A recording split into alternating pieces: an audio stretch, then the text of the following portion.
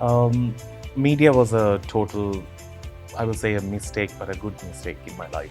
I never knew that I stood a chance on screen or the voice to be on radio. I never knew that I can string a sentence together when I write. It was all just very unexpected. Sometimes I think you are forced to learn on the job because sometimes your passion becomes the purpose of your living. So it was one of those. For me, work was never seen as, oh, I'm young, let's just spend the money that I get every month, go partying, because that was a lifestyle. Back in the days, radio was seen as a part-time gig that everyone called it. So I never took it as a part-time gig. I actually took it as this is going to pay my bills. This is going to reduce the pressure at home. So I walked into a radio station when I was 16 and asked for a job literally over the phone on a landline. Because we didn't have a phone at home, I had to do a communication phone call. So there was never a callback phone number. So I had to go back again to check if I had got it. But I was fortunate enough, somebody gave me a chance. I'll never forget his name. His name is Ray Gomez, who gave me the first break in getting into radio. And then I got into this whole thing. But as much as this industry looks beautiful from the outside, there is so much of levels in terms of unfair decisions, cutthroat, very pretentious lifestyle, unethical work ethics. There's so many things that are there. But I feel that if you do focus on the fact that what is your end goal, it's a ride that you can enjoy.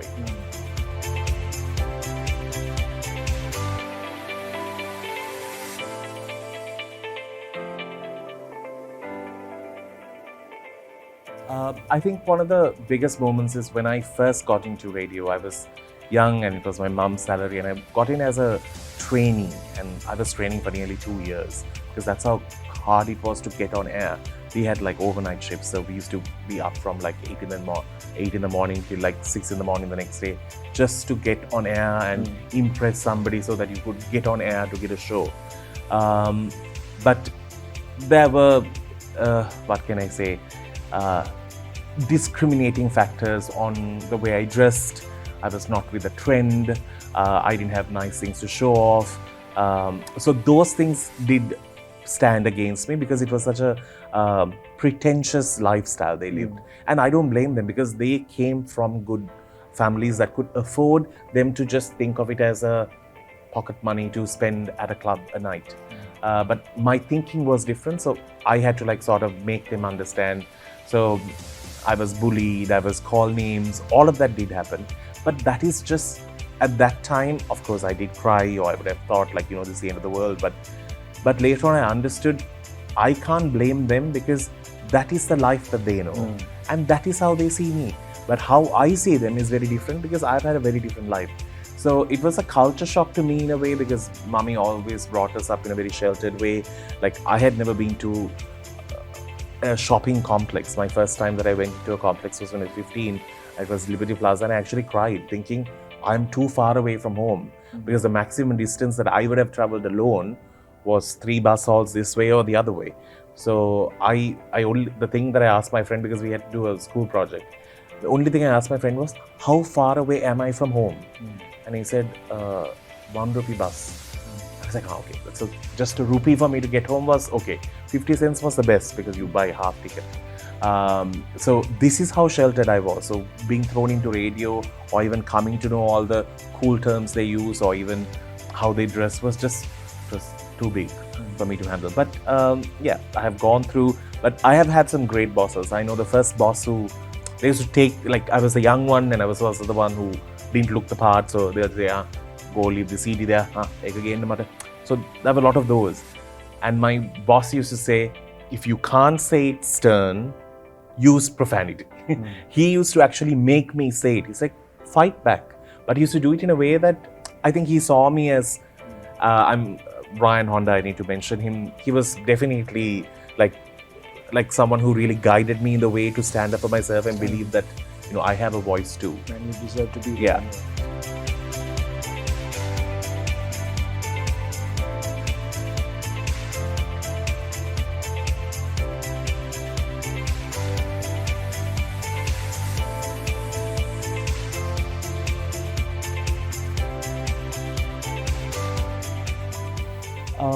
Lots of people have told me, you have all the rights to hate the Sinhalese.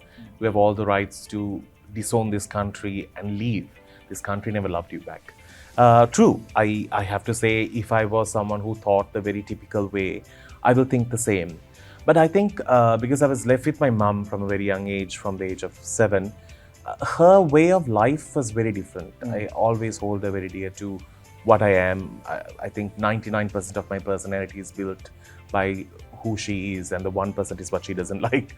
But Mummy was someone, because she spoke 3 languages, she also was someone who, her best friends were Surangani and Anne. Like, they still keep in touch, they'll still call for Mummy's birthday.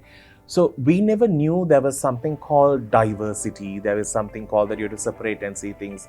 Right, the war happened. We never saw the war as it was somebody doing this to us. It was like, oh, it's fate, it happened, we are here. But through all those things, I think Mummy padded our lives with fun, laughter. The smallest things were made to something to celebrate, to enjoy. Like, the first time we had sausages at home. It's a true story. We had this kitchen which was outside our house. It was like a small asbestos tent like this, and Mummy was working. She has to feed us. She has to send us to school. Her salary was very small. So there's so many things happening after that I passed away. The fact that she brought sausages, she made it like a news. Like, tonight we're going to have sausages. So for us, it was like, oh my God. But she couldn't afford the sausages that people will buy. She was able to buy the soya sausages, which was far cheaper. But Mummy thought you should just fry it the way you normally fry it. And she put it into oil and it exploded. And believe it or not, the sausages got stuck to the roof. But we actually celebrated them. We laughed about it. We had fun. We never saw it as a problem. So sometimes I wonder, maybe it's the way she told us to look at the situation is how we never saw that separation is the only way. I've had many opportunities to leave this country, but I've always thought, like, why should I go to another country and be an entity that is just going to be insignificant when I can be in the country where I actually belong and where my roots are and be significant and do something. So I always felt that we need to make sure that we connect all boundaries, because everyone who has come forward to help me, like including you, to so many, have never asked me, what do you speak, who are you, where do you come from, anything. There are those people too. But the ones who I've embraced, who have given me a chance, are the ones who didn't care where I was from, but if I can do it. And I like that mindset.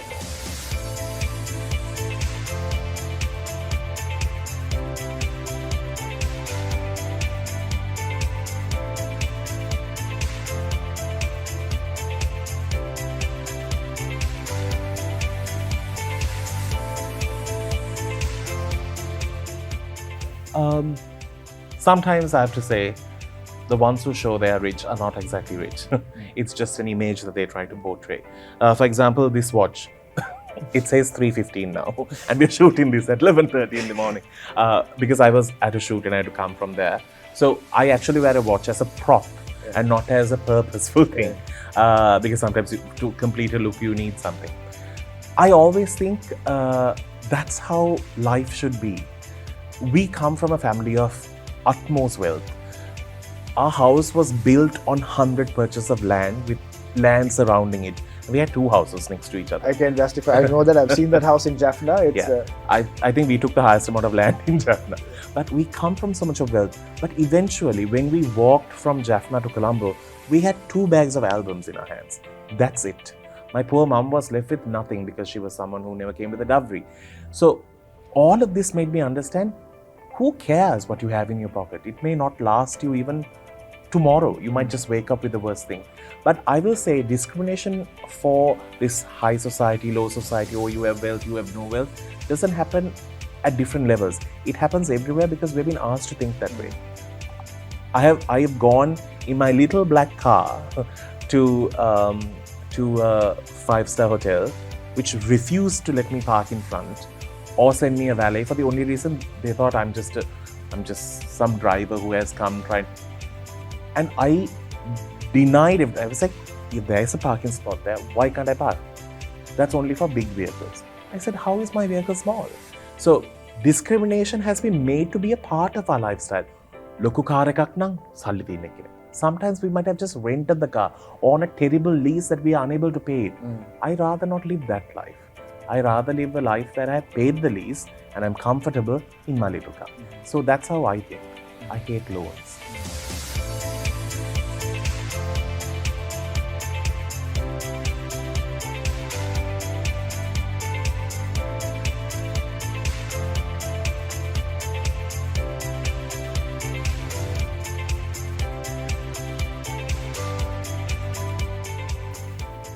I know how is it to not have. It's not that I have a lot, but sometimes I tend to know people who have. So I want to connect the dots. Sometimes people who have really want to help, but they just don't know where to go because every institution is corrupted. Like when you give something, it's always played around. Sometimes money is just spent on vehicles to take some people around. Something that I've always really admired about Sri Lanka Unites is I think he has suffered more than all of us. And that's why I really passionately came on board, because when y'all didn't have, the committee didn't have. And we somehow pulled it off with whatever we had. And that's what's nice, because if you are creating an organization or a platform to help people, that should be your primary. So what I try to do is, okay, I have a few phone numbers that could have a heavy pocket, and I see talent or I see disadvantage in terms of where they were born or what type of lifestyle they are in. So try and connect the dots and make them enjoy and find their way out of it. I've been doing it just for the fact that I know how it is to not be able to enter a place for either the way you look or from where you come from or what society you fall into. So changing that could be rewarding on the long run for them. So I try and do that.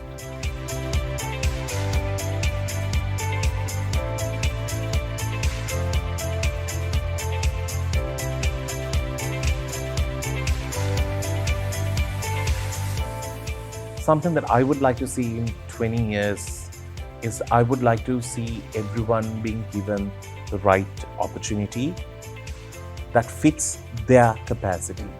I always say you can't tell, oh, women are fighting for their rights, so why should we get up when they come into a bus? True.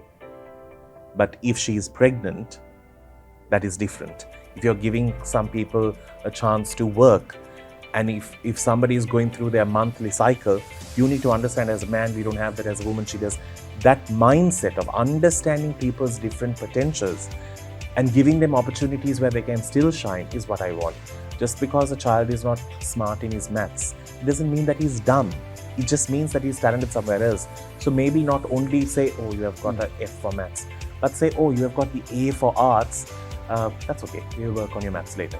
So that thinking has to start happening. But what I would like to see in Sri Lanka is the fact that that we are all not going to leave this country and go and just end up with just nothing. I don't want the brain drain. I want it to stay here, and we can do more.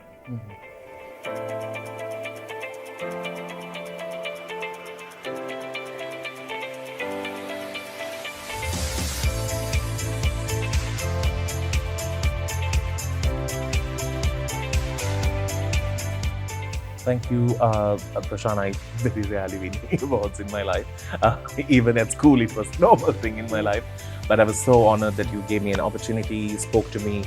I think leaders like you and anyone who's embodying such vision should be highlighted. Thank you so very much for all what you do.